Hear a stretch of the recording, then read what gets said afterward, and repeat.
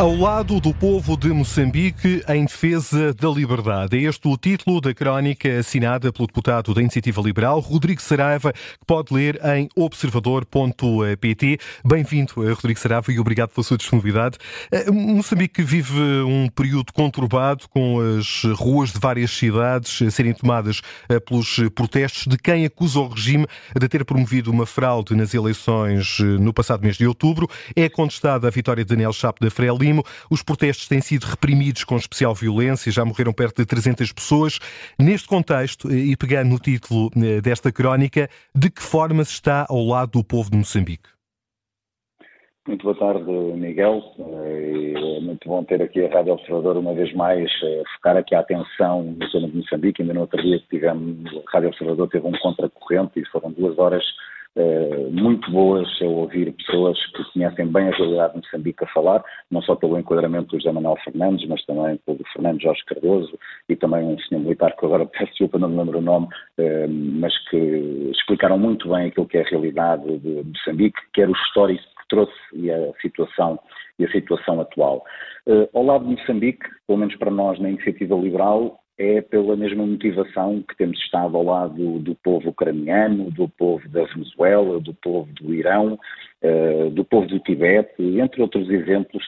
Quando é preciso defender os direitos humanos, a democracia e a liberdade, nós temos, quer pela nossa voz, pela nossa comunicação, mas também inclusive com iniciativas parlamentares, temos estado juntos a estes povos que apenas pedem coisas tão simples, mas complexas, como é óbvio, como a democracia e a liberdade. Nós vivemos num país onde temos democracia, mas olhando a situações como estas, a aprendizagem que temos que ter é que nunca podemos dar a democracia e a liberdade como garantida, porque há pessoas por esse mundo fora que ou estão a perder ou sequer nem nunca a tiveram. E o caso do povo de Moçambique é que, de facto, eles nunca tiveram, mesmo a caminho dos 50 anos da independência de Moçambique, está mesmo na altura de eles terem a verdadeira independência. Mas para terem a verdadeira independência têm que ter processos democráticos, transparentes e reconhecidos como justos e como leais. E foi isso que não aconteceu. E não é a primeira vez. Por exemplo, se nós recordarmos a 1999,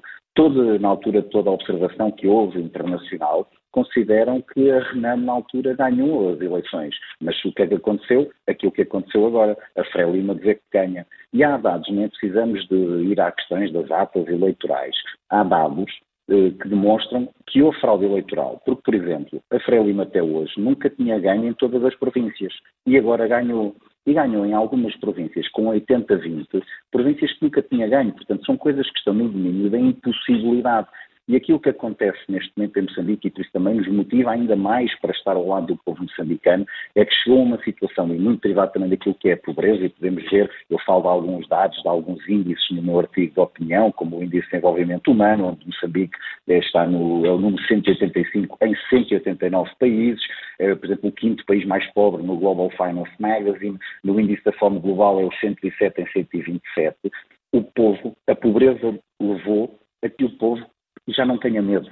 O povo de Moçambique perdeu o medo. E isso é que fez com que, também motivados pela voz de Venâncio Mondlane, que leu bem o sentimento, a vontade de mudança do povo de Moçambique, o povo moçambicano tem estado nas ruas a protestar porque não acreditam naquilo que foi decretado pelas instituições moçambicanas, seja pela Comissão de Eleições ou pelo Conselho Constitucional. E a posição oficial do Estado português tem sido a mais adequada? Não tem sido a mais adequada. E, aliás, curiosamente, eu publico hoje no Observador este artigo de opinião, mas há outros artigos de opinião, até em outros órgãos de comunicação social, e permitam-me que mencione um artigo de opinião, porque na vossa concorrência, é no Público, mas é um artigo de opinião de Nuno Severiano Teixeira. Portanto, é uma pessoa que até é da área do Partido Socialista, porque quando falamos do governo atual é o governo do PSD-CDS, mas aquilo que tem sido a postura deste governo é exatamente aquilo que tinha vindo a ser a postura dos governos anteriores do Partido Socialista, quando falamos com situações dessas e até especificamente Moçambique, porque se recordarmos há um ano, quando foi a ocasião das eleições autárquicas em Moçambique, aconteceu algo muito semelhante. Tivemos protestos, também reprimidos violentamente pela polícia, foi o mesmo guião.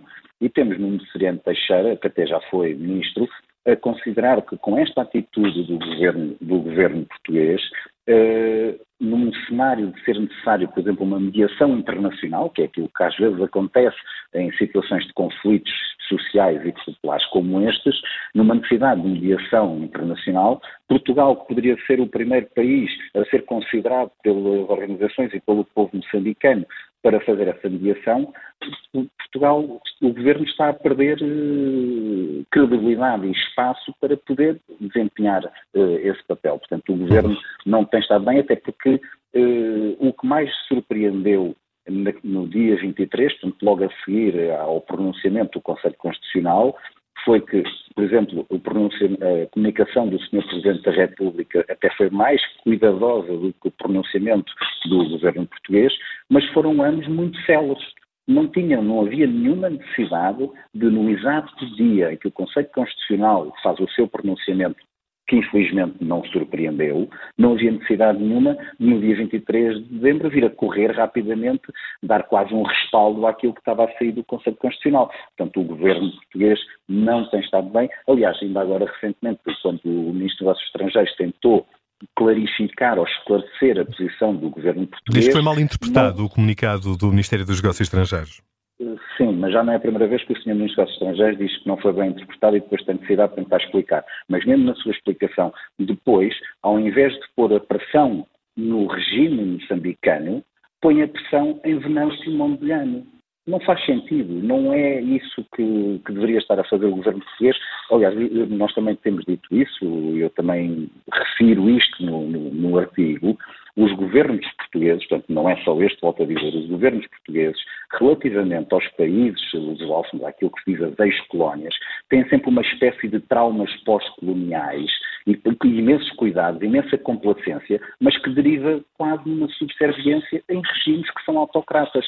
E não pode dizer, o maior respeito que nós podemos ter pelo povo moçambicano e pela sua exigência de independência, que vai agora fazer 50 anos, é pôr-lhes o mesmo nível de exigência com que tratamos qualquer país de qualquer parte do mundo. Não podemos ter traumas pós-coloniais, não podemos ter cuidados só porque são ex-colónias. Não faz sentido. Aquilo que nós temos que exigir para Moçambique ou para qualquer país no mundo é aquilo que está presente na nossa Constituição e nos nossos valores. Democracia, liberdade, porque o povo moçambicano quer coisas básicas como pão e água potável.